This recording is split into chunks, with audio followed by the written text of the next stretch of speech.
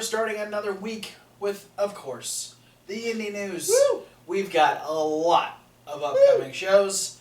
Big Shimmer weekend coming this weekend. But we're going to start with results, where we're going to talk about the results that we didn't have last week, and that's House of Hardcore 30 and 31.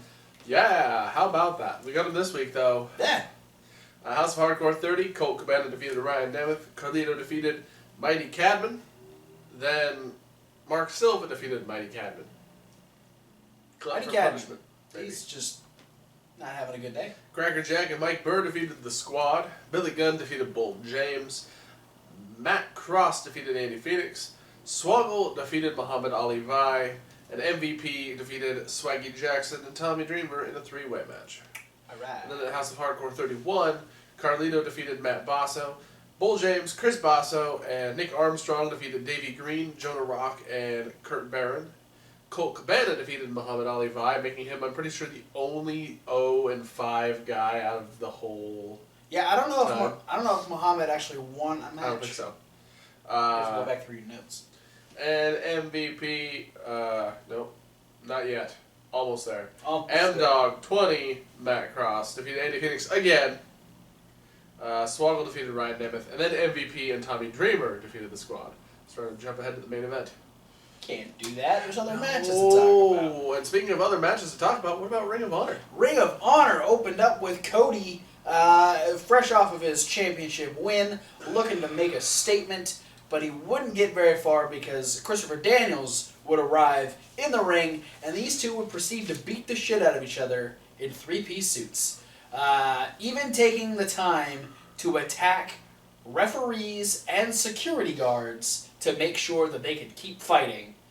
There was flash kicks, there was springboard moonsaults, there were dives, there were all kinds of shit. They could have had a full-blown match in these suits, which just means that I think there's a good chance we might get like a fight without honor between these Suit two. match. A suited fight without honor for the Ring of Honor TV title. That one. The Ring of Honor Tele-TV title. Yes. Jay Briscoe defeated Josh Woods after Josh Woods threw out the challenge to him last week. Josh Woods did have quite a bit of offense. Jay just isn't as focused as he usually is. Yeah. And so he's letting a lot of things get to him. But he did, in fact, defeat Josh Woods with a lariat, not even the Jay Driller. Yeah. He just got to a point where he just punched the guy in the face a couple of times and then just hit him with a massive clothesline. And Jay Briscoe picks up the win. But Jay Briscoe's got a long time before he gets a shot at the Ring of Honor Tele-TV championship. Well, it's a new thing. We're still kind of building the ranks for that specific title. Well, I thought Kushida had it. Maybe. Speaking of titles, originally we were supposed to have the Tempura Boys taking on Coast to Coast in just straight up tag team action, but the Young Bucks were feeling generous and decided they wanted to get in on the action, make it a triple threat tornado tag rules for the ROH tag team titles, in which the Bucks ended up causing a double Meltzer driver, where I believe it was Coast to Coast holding the Tempura Boys, dropped them tombstone style, super kicks to Coast, and pinned the Tempura Boys to retain the ROH tag team titles.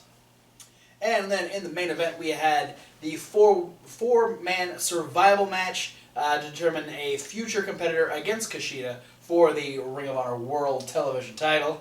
Not the Tele-TV title? No, that's Christopher Daniels. Championship. Kenny King ended up winning this match after we had a double dive, which actually initially took out Kenny King, but Bruiser jumped on Sabin and took him out. And on the other side, Mark Briscoe jumped on Kenny King. They were both trying to go for pins, but Mark decided to just attack Bruiser, ended up getting taken out himself, and then he ended up taking out Bruiser, and then Kenny King was able to hit the Royal Flush, which is like a spin-out Uranagi slam, and defeat Mark Briscoe, and so he will get a future television title match, probably after Josh Woods, because Josh Woods should probably get his first, since he won the Top Prospect Tournament. But now Kushida has two future opponents. Or so there's a line. Yeah, there's a line building for the television title. Starting. And it wouldn't be the Indy news if I didn't botch somehow, because this weekend was the 2-day show in Long Beach, California, where New Japan Pro Wrestling came here to the States. Why did I not talk about it last week? Because I'm a moron. But we're going to talk about it now. On night 1 in 10-man tag team action, we had Roppongi Vice, the Briscoes, and Will Ospreay defeat the Bullet Club's Marty Scurll, Young Bucks, Yujiro Takahashi, and Bad Luck Fale.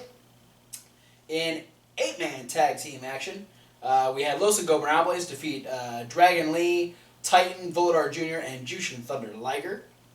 We had our first couple matches of the IWGP United States Championship Tournament match. Jay Lethal eliminated Hangman Page. Good. And I believe, where'd that go? Zack Sabre Jr. eliminated Juice Robinson. Kind of weird. He's not from America, but... Wait, doesn't matter. I guess technically he does live in the United States now, but...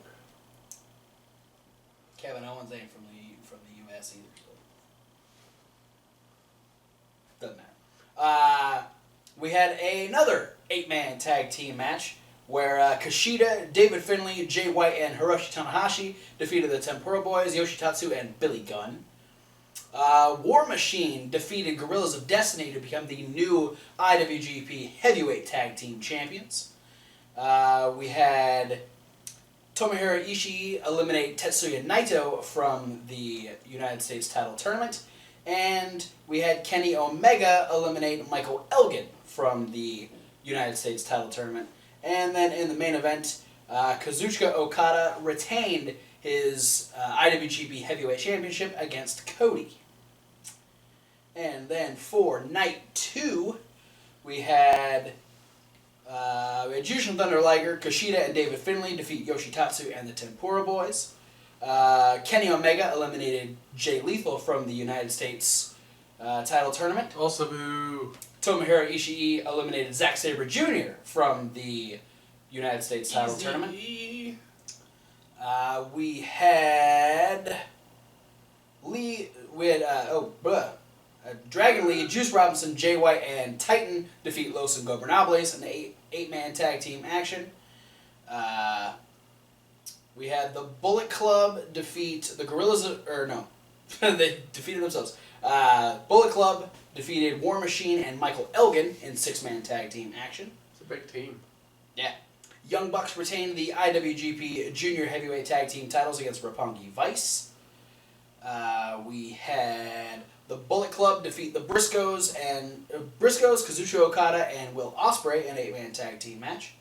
Hiroshi Tanahashi retained the Intercontinental Championship against Billy Gunn. And then in the main event, Kenny Omega defeated Tomohiro Ishii to become the first ever IWGP United States Champion. Good job. So congratulations to Kenny Omega. That is it for results. Kenny Omega. We got a couple of news stories. Yep. You want to do the sad one first, or should I? Let's knock it out of the way. Okay.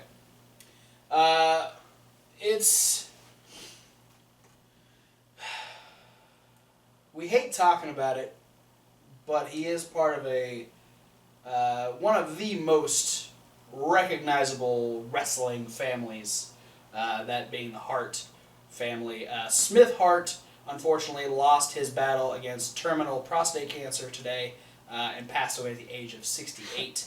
And unfortunately, it was on the same day as his brother Brett's birthday. Yeah. So I mean, we kind of mentioned Smith a few months ago, saying that he was kind of like on his last leg. He was really dealing with some issues. Yeah. So we knew that it wasn't.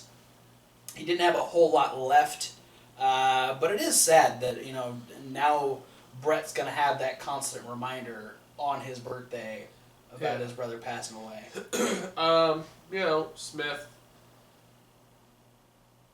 Not the greatest reputation of all the Harts. No. But nonetheless, Calgary Wrestling Hall of Fame, class of 2016, And as far as I know, the only championship he ever won was World Wrestling Council in Puerto Rico. Him and Brett won the tag titles there together. He did train a handful of people. He's got 5 kids and 6 grandkids. Wow. Surviving him. So he is leaving quite a legacy. Yeah, I think his 2 youngest sons. So I think he's got 3 sons and 2 daughters, and 2 of his sons have started wrestling careers. Nice. Yeah, I mean it's no fun to talk about, but I mean he made it to 68 dealing with cancer. Some people can't say that. Yeah, the one thing that makes me curious is I wonder how long he knew he had it. Because he only announced this January that he was diagnosed. Yeah. And then it was only about a month ago that he announced on his website that he was being put on hospice care. Oh, really? Yeah. No. Well, I don't know. You know, it's one of those things you don't necessarily need to make it public. Not everyone wants to do that. I don't know if he was holding back for his sake or family's sake or whatever, but our condolences to the Hart family, to his family, and to anyone who may have been connected to Smith Hart in any way, shape, or form.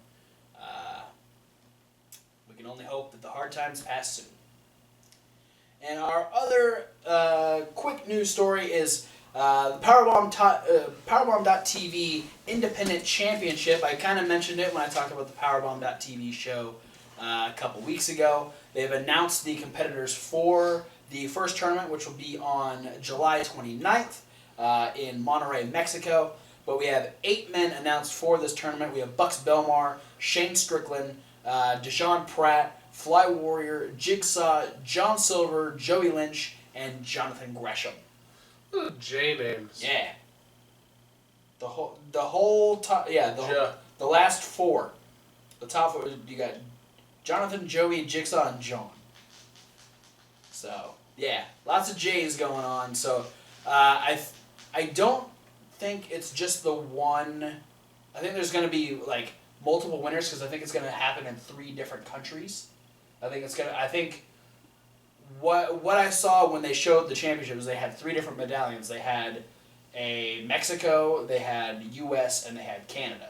Oh. So I think what they're going to do is they're going to do 3 different tournament deals, and then the winners of all 3 tournaments will face each other in maybe a triple threat match or something like that. Big deal. Everybody up with these big old tournament ideas. Well, you know. They're all coattailing the WCPW World Cup.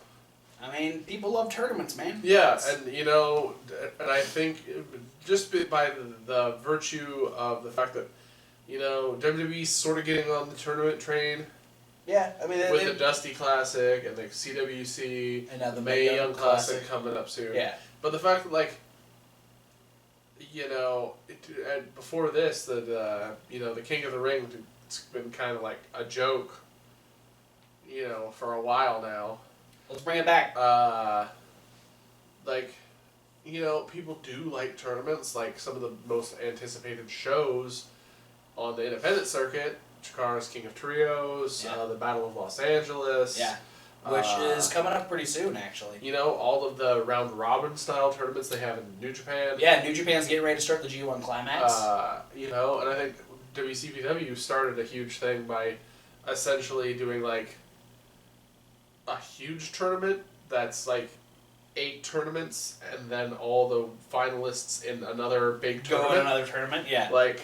That's the tournamentiest thing I've ever heard of. It's so tournamenty. We just turned tournament into an adjective. Well, when something is as prevalent as tournaments are, you can only turn it into an adjective. Because things get very tournamenty in the world of professional wrestling. That is it for the news. It is time for upcoming shows. That was very intense. Where I have none and he has 7. A lot. Or 8, because we added the Rise. Bajillion. There's a lot. There's a bajillion. Let's get through them real quick. On Friday, the 7th, like you said, Rise. It's Shimmer related. Berwyn, Illinois. Yeah, it's their NXT. Yeah, They're developmental. Yeah, that. Yeah. Also, though, in Reseda, California, we got PWG pushing forward back their 14-year anniversary. Congratulations, PWG. Good Happy job, fucking birthday. Fellas. Good on you, man. And a hell of a card for this one, Yeah, with Sammy Guevara versus Ray Horace. That'll be In good. the opener, Leo Rush versus Trent. Hell yeah. Phoenix versus Keith Lee. Ohio is for Killers, being represented by both Chris and Sammy Callahan, versus Jason Cade, Shane Strickland, and Desmond Xavier. Trevor Lee versus Ricochet, which that'll be good. The Unbreakable FN Machines take on the Young Bucks, and this was a no disqualification championship match. Yes. Zack Sabre Jr. defends the PWG Championship against Chuck Taylor, with the stipulation being that if Chuck Taylor doesn't win, that he won't challenge for the PWG Championship anymore. This is Chuck E. T's last chance against Zack Sabre Jr. Sexy Chuck E. T's last stand. Yeah. That makes it sound epic. Yep.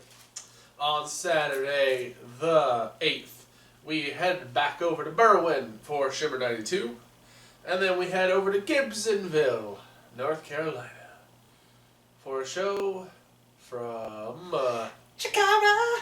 Parting of Ways. Yeah. We have Jeremy Leary taking on Mr. Touchdown, Officer Maloney versus Race Jackson. Don't street race, Jackson, or Officer Maloney will arrest you. You're stupid. Officer Warren Barksdale will take on Hollowicked. The Cyberhawks will take on Oleg the Usurper and Cobalt, who I have now shipped together as Coleg. Makes sense. The Furies, represented by Oberian and the Sea Stars, will take on Murloc, the Hermit Crab and Cajun Crawdad.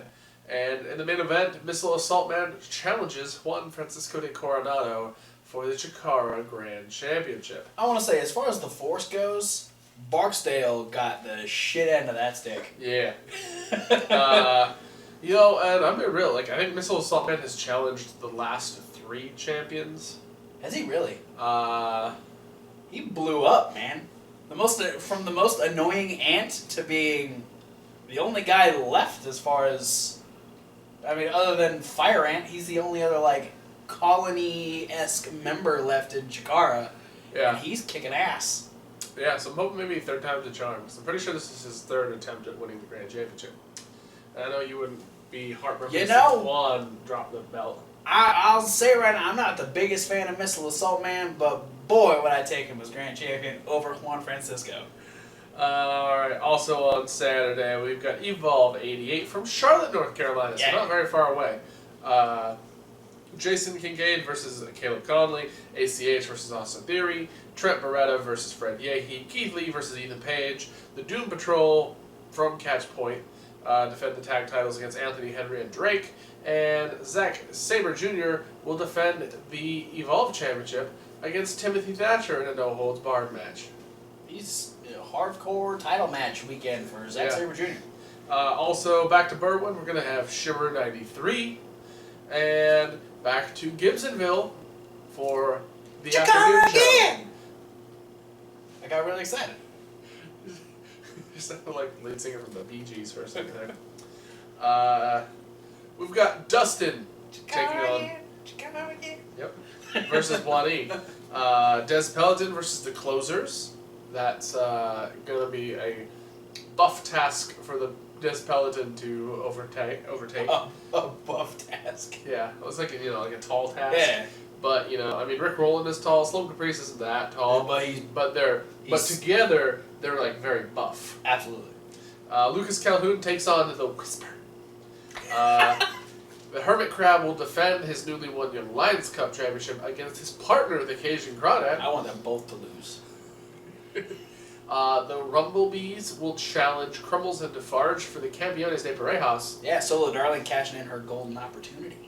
And Frightmare will face off against Fire Ant in a last man or ant standing match. A last man standing. I feel scared.